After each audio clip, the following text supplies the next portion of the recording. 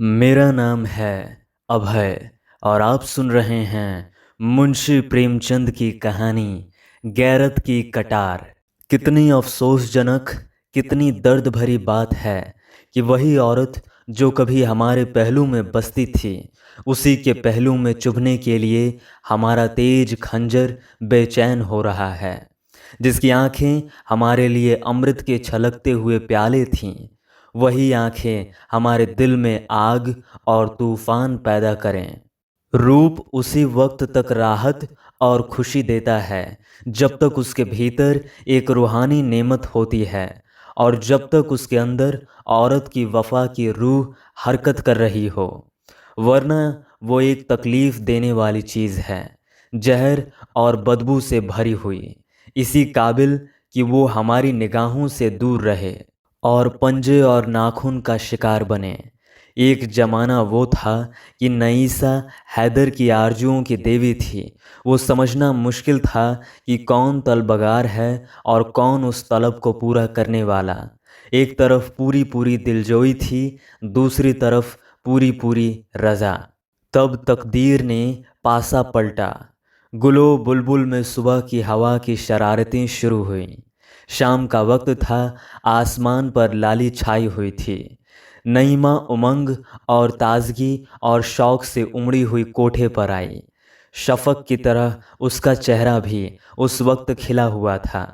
ऐन उसी वक्त वहाँ का सूबेदार नासिर अपने हवा की तरह तेज घोड़े पर सवार उधर से निकला। ऊपर निगाह उठी तो हुस्न का करिश्मा नजर आया कि जैसे चांद शफक के हौज में नहाकर निकला है। तेज निगाह जिगर के पार हुई, कलेजा थाम कर रह गया। अपने महल को लौटा, अधमरा टूटा हुआ। मुसाहबों ने हकीम की तलाश की और तब राह रस्म पैदा हुई। फिर इश्क की दुस्सावर मंजिलें तय हुई। वफा और हया ने बहुत बेरुखी दिखाई, मगर मोहब्बत के शिकवे और इश्क की कुफ्र तोड़ने वाली धमकियां आखिर जीतीं। अस्मत का खजाना लुट गया। उसके बाद वही हुआ जो हो सकता था। एक तरफ से बदगुमानी, दूसरी तरफ से बनावट और मक्कारी। मन मुटाव की नौबत आई। फिर एक दूसरे के दिल को चोट पहुंचाना शुरू हुआ, यहाँ तक कि दिलों में मैल पड़ गई। एक दूसरे के खून के प्यासे हो गए। नईमा ने नासिर की मोहब्बत की गोद में पनाह ली और आज 1 महीने की बेचैन इंतजारी के बाद हैदर अपने जज्बात के साथ नंगी तलवार पहलू में छिपाए अपने जिगर के भड़कते हुए शोलों को नईमा के खून से बुझाने के लिए आया हुआ है। आधी रात का वक्त था और अंधेरी रात थी। जिस तरह आसमान के हरम सरा में हुस्न के सितारे जगमगा रहे थे, उसी तरह नासिर का हरम भी हुस्न के दीपों से रोशन था। नासिर 1 हफ्ते से किसी मोर्चे पर गया हुआ है, इसलिए दरबान गाफिल है। उन्होंने हैदर को देखा, मगर उनके मुंह सोने चांदी से बंद थे। ख्वाजा सराओं की निगाहें पड़ी, लेकिन वो पहले ही एहसान के बोझ से दब चुके थे। खवासों और कनीजों ने भी मतलब भरी निगाहों से उसका स्वागत किया और हैदर बदला लेने के नशे में गुनहगार नईमा के सोने के कमरे में जा पहुंचा, जहां की हवा संदल और गुलाब से बसी हुई थी। कमरे में एक मोमी चिराग जल रहा था और उसी की भेद भरी रोशनी में आराम और तकल्लुफ़ की सजावटें नजर आती थीं, जो सतीत्व जैसी अनमोल चीज़ के बदले में खरीदी गई थी। वहीं वैभव और ऐश्वर्य के गोद में लेटी हुई नईमा सो रही थी। हैदर ने एक बार नईमा को आंख भर देखा। वही मोहिनी सूरत थी, वही आकर्षक लावण्य और वही इच्छाओं को जगाने वाली ताजगी। वही युवती जिसे एक बार देखकर भूलना असंभव था। हाँ, वही नईमा थी, वही गोरी बाहें जो कभी उसके गले का हार बनती थीं, वही कस्तूरी में बसे हुए बाल जो कभी उसके कंधों पर लहराते थे, वही फूल जैसे गाल जो उसकी प्रेम भरी आंखों के सामने लाल हो जाते थे। इन्हीं गोरी गोरी कलाइयों में उसने अभी अभी खिली हुई कलियों के कंगन पहनाए थे और जिन्हें वो वफा के कंगन समझा था। इसी गले में उसने फूलों के हार सजाए थे और उन्हें प्रेम का हार ख्याल किया था। लेकिन उसे क्या मालूम था कि फूलों के हार और कलियों के कंगन के साथ वफा के कंगन और प्रेम के हार भी मुरझा जाएंगे। हाँ, ये वही गुलाब के से होठ हैं जो कभी उसकी मोहब्बत में फूल की तरह खिल जाते थे, जिनसे मोहब्बत की सुहानी महक उड़ती थी। और ये वही सीना है जिसमें कभी उसकी मोहब्बत और वफा का जलवा था, जो कभी उसकी मोहब्बत का घर था। मगर जिस फूल में दिल की महक है उसमें दगा के कांटे हैं। हैदर ने तेज कटार पहलू से निकाली और दबे पांव नईमा की तरफ आया, लेकिन उसके हाथ न उठ सके। जिसके साथ उम्र भर जिंदगी की सैर की, उसकी गर्दन पर छुरी चलाते हुए उसका हृदय द्रवित हो गया। उसकी आंखें भीग गईं। दिल में हसरत भरी यादगारों का एक तूफान सा आ गया। तकदीर की क्या खूबी है कि जिस प्रेम का आरंभ ऐसी खुशी से भरपूर हो, उसका अंत इतना पीड़ाजनक हो। उसके पैर थरथराने लगे, लेकिन स्वाभिमान ने ललकारा। दीवार पर लटकी हुई तस्वीरें उसकी इस कमजोरी पर मुस्कुराई। मगर कमजोर इरादा हमेशा सवाल और दलील की आड़ लिया करता है। हैदर के दिल में ख्याल पैदा हुआ, क्या इस मोहब्बत के बाग को उजाड़ने का इल्ज़ाम मेरे ऊपर नहीं है? जिस वक्त बदगुमानियों के अंखुए निकले, अगर मैंने तानों और धिक्कारों के बजाय मोहब्बत से काम लिया होता तो आज ये दिन न आता। मेरे ही जुल्मों ने मोहब्बत और वफा की जड़ काटी।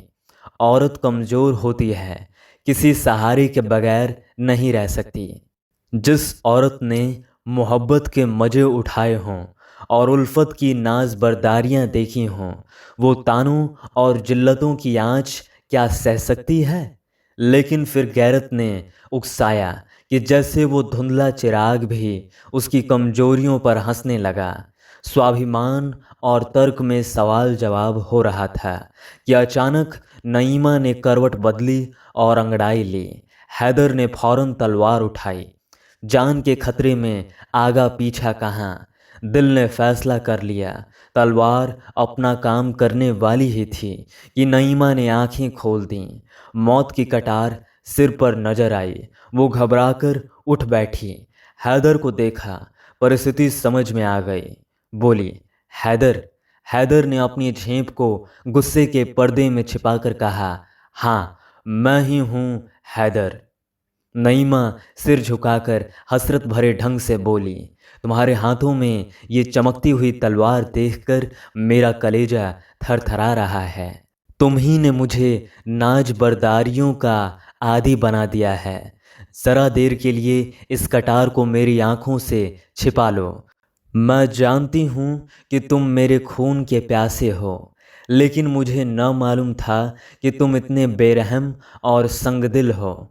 मैंने तुमसे दगा की है, तुम्हारी खतावार हूँ, लेकिन हैदर यकीन मानो, अगर मुझे चंद आखिरी बातें कहने का मौका न मिलता तो शायद मेरी रूह को दोजख में भी यही आरजू रहती। मौत की सज़ा से पहले अपने घर वालों से आखिरी मुलाकात की इजाज़त होती है। क्या तुम मेरे लिए इतनी रियायत के भी रवादार न थे? माना कि अब तुम मेरे कोई नहीं हो, मगर किसी वक्त थे, और तुम चाहे अपने दिल में समझते हो कि मैं सब कुछ भूल गई, लेकिन मैं मोहब्बत को इतनी भूल जाने वाली नहीं हूँ। अपने ही दिल से फैसला करो। तुम मेरी बेवफाइयाँ चाहे भूल जाओ, लेकिन मेरी मोहब्बत की दिल तोड़ने वाली यादगारें नहीं मिटा सकते। मेरी आखिरी बातें सुन लो और इस नापाक जिंदगी का किस्सा पाक करो। मैं साफ साफ कहती हूँ, इस आखिरी वक्त में क्यों डरूं?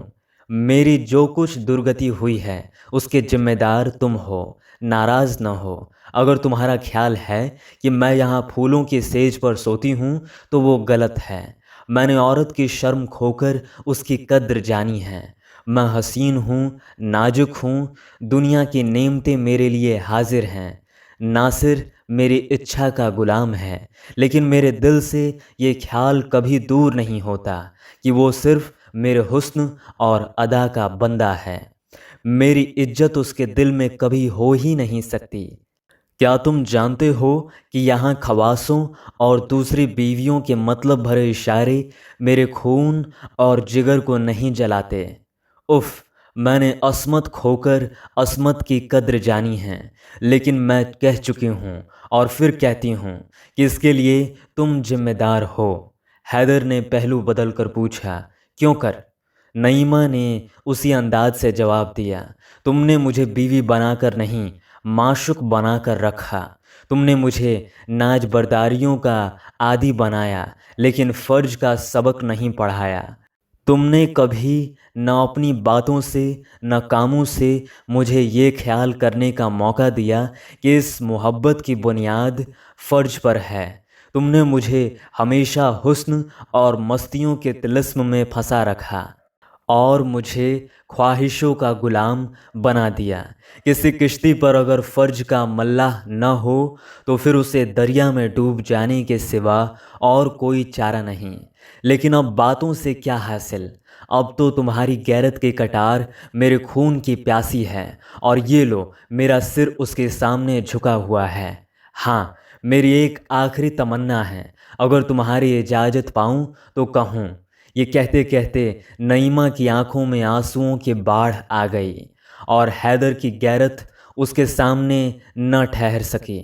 उदास स्वर में बोला, क्या कहती हो? नईमा ने कहा, अच्छा, इजाज़त दी है तो इनकार न करना। मुझे एक बार फिर उन अच्छे दिनों की याद ताज़ा कर लेने दो, जब मौत की कटार नहीं, मोहब्बत के तीर जिगर को छेदा करते थे।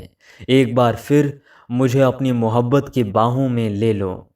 मेरी आखिरी विनती है, एक बार फिर अपने हाथों को मेरी गर्दन का हार बना लो। भूल जाओ कि मैंने तुम्हारे साथ दगा की है। भूल जाओ कि ये जिस्म गंदा और नापाक है। मुझे मोहब्बत से गले लगा लो और ये मुझे दे दो। तुम्हारे हाथों में ये अच्छी नहीं मालूम होती। तुम्हारे हाथ मेरे ऊपर न उठेंगे। देखो कि एक कमज़ोर औरत किस तरह गैरत की कटार को अपने जिगर में रख लेती है। ये कहकर नईमा ने हैदर के कमज़ोर हाथों से वो चमकती हुई तलवार छीन ली और उसके सीने से लिपट गई। हैदर झिझका, लेकिन वो सिर्फ ऊपरी झिझक थी। अभिमान और प्रतिशोध भावना की दीवार टूट गई। दोनों आलिंगन पाश में बंध गए और दोनों की आंखें उमड़ आईं। नईमा के चेहरे पर एक सुहानी प्राणदायिनी मुस्कुराहट दिखाई दी और मतवाली आंखों में खुशी की लाली झलकने लगी। बोली, आज कैसा मुबारक दिन है कि दिल की सब आरजुएं पूरी होती जाती हैं, लेकिन ये कमबख्त आरजुएं कभी पूरी नहीं होती। इस सीने से लिपटकर मोहब्बत की शराब के बगैर नहीं रहा जाता। तुमने मुझे कितनी प्रकार प्रेम के प्याले पिलाए हैं, उस सुराही और उस प्याले की याद नहीं भूलती। आज एक बार फिर उल्फत की शराब के दौर चलने दो। मौत की शराब से पहले उल्फत की शराब पिला दो। एक बार फिर मेरे हाथों से प्याला ले लो, मेरी तरफ उन्हीं प्यार की निगाहों से देखकर जो कभी आँखों से न उतरती थीं। पी जाओ, मरती हूँ तो खुशी से मरूं। नईमा ने अगर सतीत्व खोकर सतीत्व का मूल्य जाना था, तो हैदर ने भी प्रेम खोकर प्रेम का मूल्य जाना था। उस पर इस समय एक मदहोशी छाई हुई थी। लज्जा और याचना और झुका हुआ सिर, ये गुस्से और प्रतिशोध के जानी दुश्मन हैं, और एक औरत के नाजुक हाथों में तो उनकी काट तेज तलवार को मात कर देती है। अंगूरी शराब के दौर चले और हैदर ने मस्त होकर प्याले पर प्याले खाली करने शुरू किए। उसके जी में बार बार आता था कि नईमा के पैरों पर सिर रख दूं और उस उजड़े हुए आशियाने को आबाद कर दूं। फिर मस्ती की कैफियत पैदा हुई और अपनी बातों पर और अपने कामों पर उसे अख्तियार न रहा। वो रोया, गिड़गिड़ाया, मिन्नतें की, यहाँ तक कि उन दगा के प्यालों ने उसका सिर झुका दिया। हैदर कई घंटे तक बेसुध पड़ा रहा। वो चौंका तो रात बहुत कम बाकी रह गई थी। उसने उठना चाहा, लेकिन उसके हाथ पैर रेशम की डोरियों से मजबूत बंधे हुए थे। उसने भौंचक होकर इधर उधर देखा। नईमा उसके सामने वही तेज कटार लिए खड़ी थी। उसके चेहरे पर एक कातिलों जैसी मुस्कुराहट की लाली थी। फर्जे माशूक के खूनीपन और खंजरबाजी के तराने वो बहुत बार गा चुका था, मगर इस वक्त उसे इस नज़ारे से शायराना लुत्फ़ उठाने का जीवट न था। जान का खतरा नशे के लिए तुर्शी से भी ज़्यादा कातिल है। घबरा कर बोला, नईमा। नईमा ने तेज लहजे में कहा, हाँ, मैं हूँ नईमा। हैदर गुस्से से बोला, क्या फिर दगा का वार किया? नईमा ने जवाब दिया, जब वो मर्द जिसे खुदा ने बहादुरी और कुव्वत और हौसला दिया है दगा का वार करता है, तो उसे मुझसे ये सवाल करने का कोई हक नहीं। दगा और फरेब औरतों के हथियार हैं, क्योंकि औरत कमज़ोर होती है। लेकिन तुमको मालूम हो गया होगा कि औरत के नाजुक हाथों में ये हथियार कैसी काट करते हैं। ये देखो, ये वही आबदार शमशीर है जिसे तुम गैरत की कटार कहते थे। अब वो गैरत की कटार मेरे जिगर में नहीं, तुम्हारे जिगर में चुभेगी। हैदर, इंसान थोड़ा खोकर बहुत कुछ सीखता है। तुमने इज्जत और आबरू सब कुछ खोकर भी कुछ न सीखा। तुम मर्द थे, नासिर से तुम्हारी होड़ थी। तुम्हें उसके मुकाबले में अपनी तलवार के जौहर दिखाना था, लेकिन तुमने निराला ढंग अख्तियार किया और एक बेकस औरत पर दगा का वार करना चाहा। और अब तुम उसी औरत के सामने बिना हाथ पैर के पड़े हुए हो। तुम्हारी जान बिल्कुल मेरी मुट्ठी में है। मैं एक लम्हे में उसे मसल सकती हूँ, और अगर मैं ऐसा करूँ तो तुम्हें मेरा शुक्रगुजार होना चाहिए, क्योंकि एक मर्द के लिए गैरत की मौत बेगैरती की ज़िंदगी से अच्छी है। लेकिन मैं तुम्हारे ऊपर रहम करूँगी। मैं तुम्हारे साथ फैयाजी का बर्ताव करूँगी, क्योंकि तुम गैरत की मौत पाने के हकदार नहीं हो। जो गैरत चंद मीठी बातों और एक प्याला शराब के हाथों बिक जाए, वो असली गैरत नहीं है। हैदर, क्या तुम इतने बेवकूफ़ हो? क्या तुम इतना भी नहीं समझते कि जिस औरत ने अपनी अस्मत जैसी अनमोल चीज़ देकर ये ऐश और तकल्लुफ़ पाया, वो जिंदा रहकर इन नेमतों का सुख लूटना चाहती है? जब तुम सब कुछ खोकर जिंदगी से तंग नहीं हो, तो मैं सब कुछ पाकर क्यों मौत की ख्वाहिश करूं? अब रात बहुत कम रह गई है। यहाँ से जान लेकर भागो, वरना मेरी सिफारिश भी तुम्हें नासिर के गुस्से की आग से न बचा सकेगी। तुम्हारी ये गैरत की कटार मेरे कब्जे में रहेगी और तुम्हें याद दिलाती रहेगी कि तुमने इज्जत के साथ गैरत भी खो दी।